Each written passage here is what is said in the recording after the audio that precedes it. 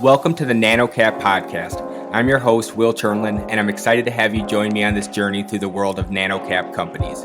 For the past decade, I've talked to thousands of business owners across various industries. It's been an enlightening experience revealing the vast tapestries of entrepreneurship and innovation that thrives beneath the surface of mainstream media coverage.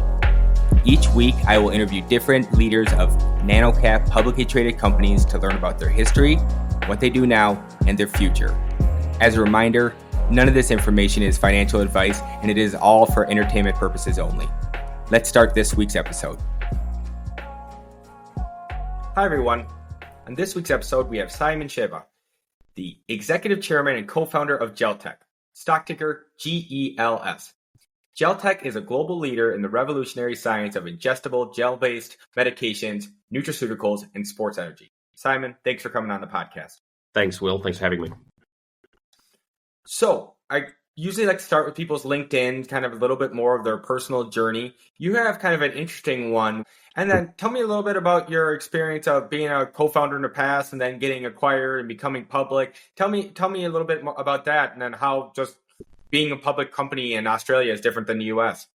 Well, look, we are a public company in the US, so I should probably start off by saying that Gelteq is traded on Nasdaq. So we are trading in the US. All the origins and the business and the technology all started back in Australia in about 1998. Look, it's a very different world in Australia. We sort of start a lot of the initial work over there.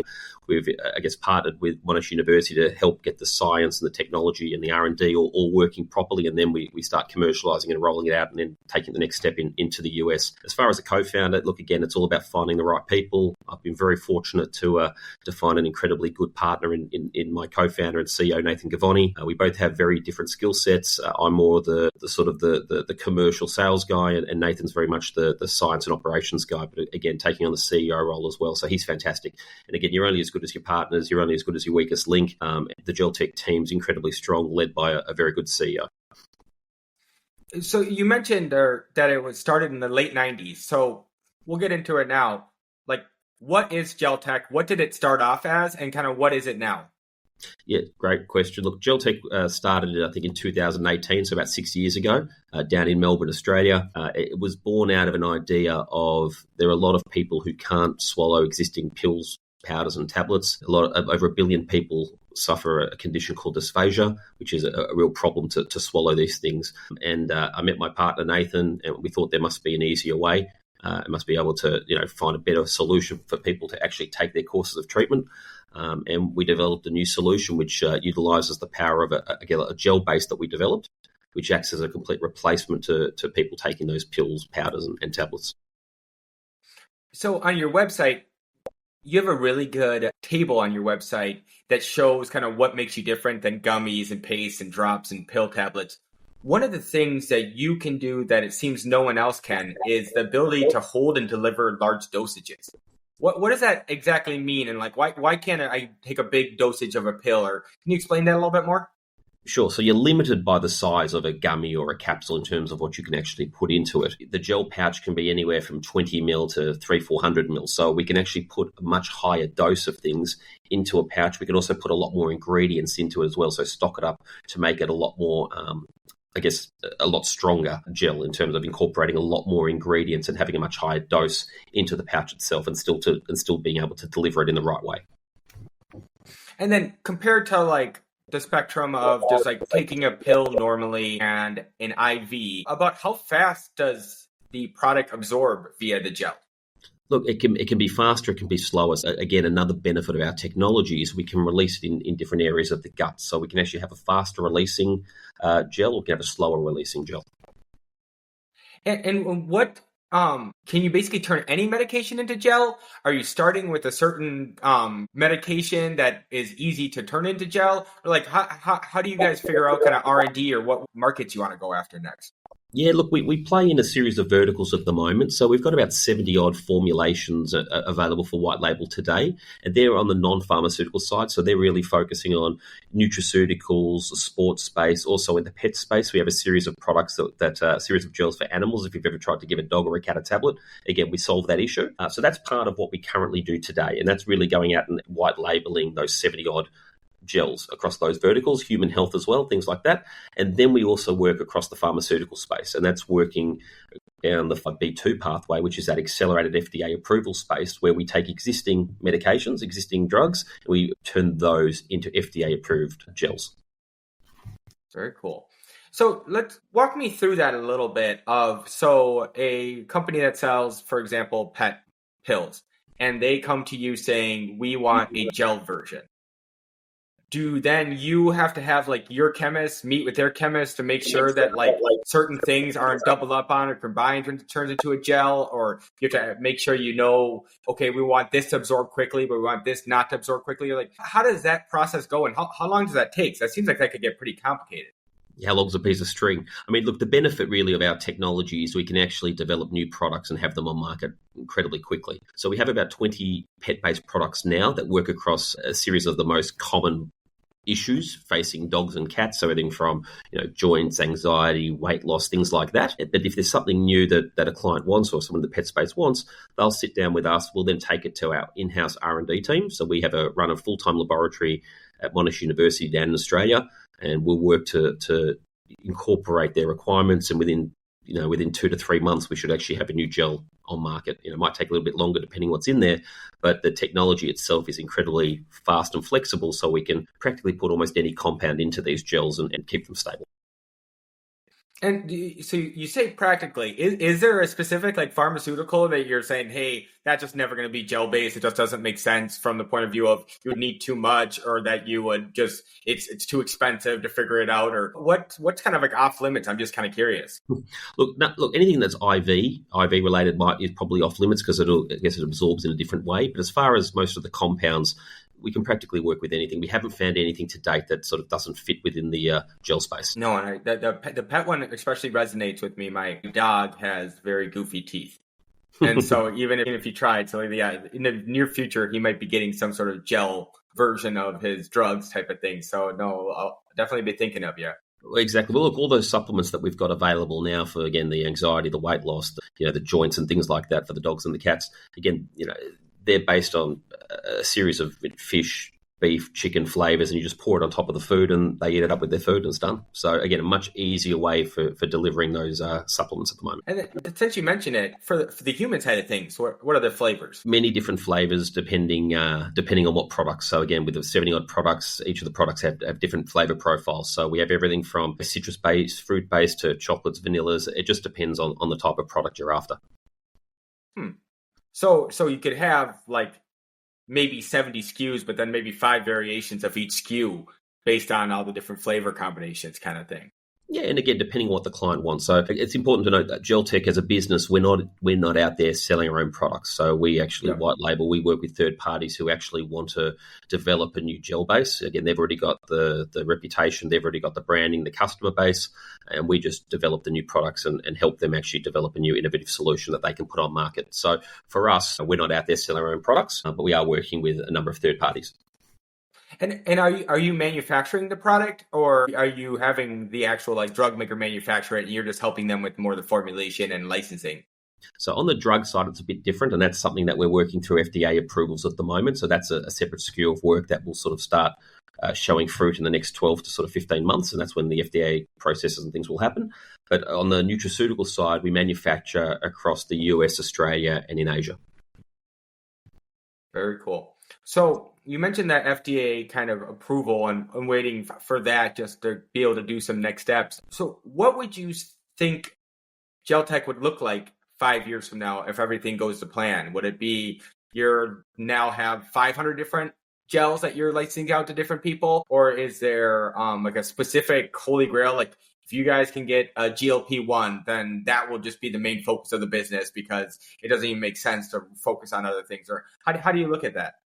Look, I think the benefit of what we do is, as I said before, incredibly flexible and functional. There are a number of pills taken across daily life and powders and tablets. So again, I see a number of verticals just growing. I see the pet space growing. I see the nutraceutical side growing, looking at potentially the compounding and personalized gels and things like that in the future.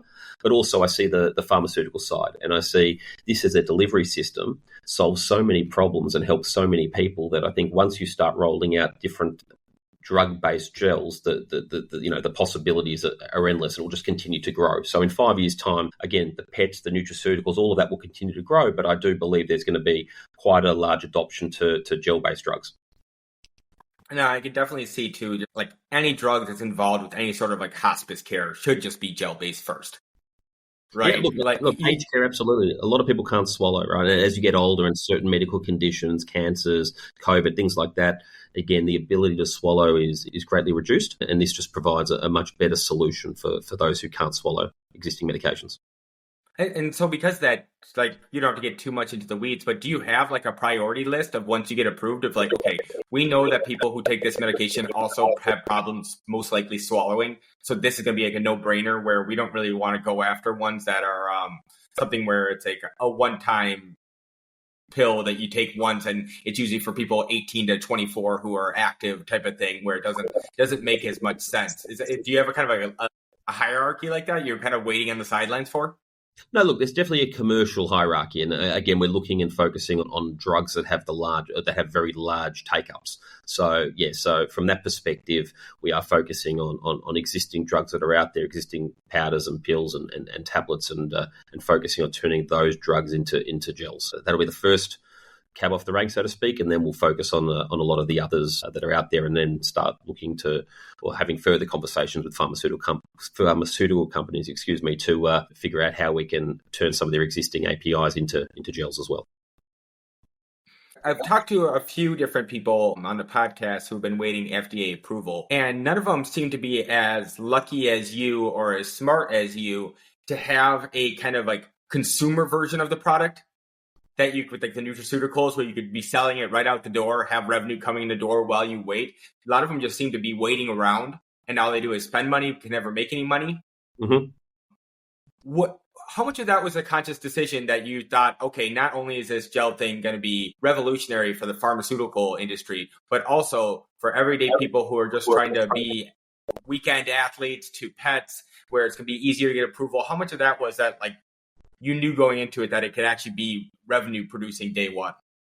Look, to be honest, I think that was actually a set goal for us. And again, you're only as good as your weakest link. We've got a really smart team at Gelteq, both on the R&D side, but also on the commercial side. Now, we are lucky in a way that, again, a lot of the verticals that we've actually developed products for are available for immediate sales, as you said. So again, being able to generate revenue, being able to get products and market adoption immediately and early is critical to our business and our strategy.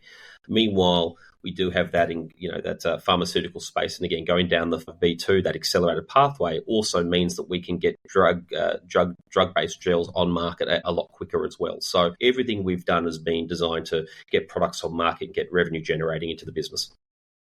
Yeah, because you're like piggybacking on someone else who's already done like a lot of the FDA trials. Mm-hmm. Yeah, is that why you can kind of expedite it, where you go, okay, we don't need to do a double blind since they've kind of already spent all the money on this, and this is just a new delivery? How does that work, where you get to kind of piggyback off someone else's discoveries to make sure that they can prove it's safe that much faster? Yeah, look, absolutely. I mean, going down the 5B2 saves us a lot of problems. A lot of the work's already been done. We're showing bioequivalence, so it's not like we're bringing a brand new drug to market, which costs a lot more and takes a lot more time. So we've tried to be quite strategic in what we've done, and the ability to go down this 5B2 means that we can have drugs on market a lot quicker, and then we will continue the conversations on the pharmaceutical side with groups who want to develop new gel-based drugs, in which case we'll have those conversations as well.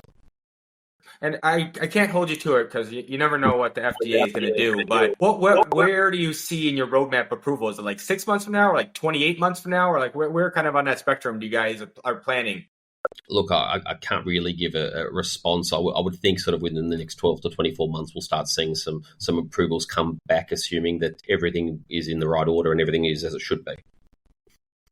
Makes sense. No, yeah, it's tough for me as a layman to know where things are in this FDA, because sometimes it's like just at the finish line, or sometimes it's just started, and it's hard for me to know what all the different type of trials people have to do, where they're at. But no, it's exciting that at least it's on the horizon somewhere, kind of thing. Well, it's short term, right? And I think that's the benefit of Gelteq as a business, is the fact that we go down that 505B2. So it's short term on the drug side, but there's also immediate with the nutraceutical, animal, human health space as well. So it means there is stuff constantly happening in the business every day, which is exciting. Oh, 100%. So as we wrap up here, last kind of question is, what gets you up in the morning? What gets you excited about Gelteq?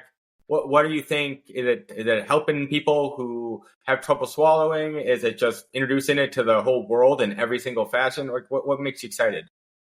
Look, all of that. I mean, I think we're solving a very real problem. I mean, there's 1 billion people there who have problems taking medications, and there's probably another 1 billion who would like to find a better solution. So I think from that perspective, we're actually helping people and genuinely helping people live better lives. But also, I find the technology incredibly exciting. I mean, again, we do run a full-time lab. There's always things happening. There's always new products. There's always new things that are actually being developed in the business, which is great.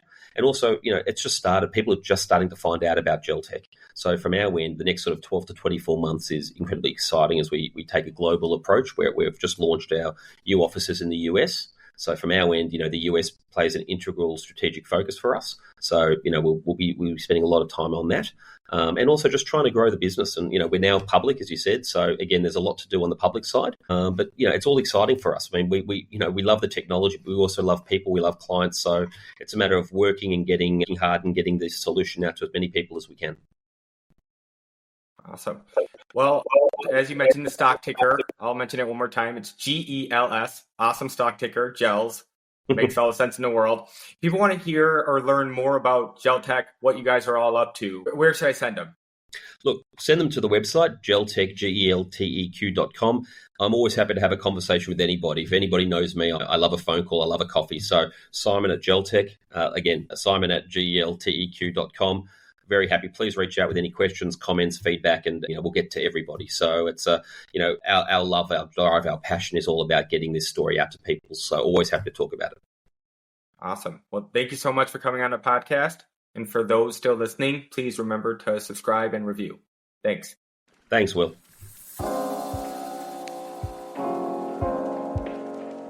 This podcast is for informational purposes only and does not provide financial, legal, or any other advice.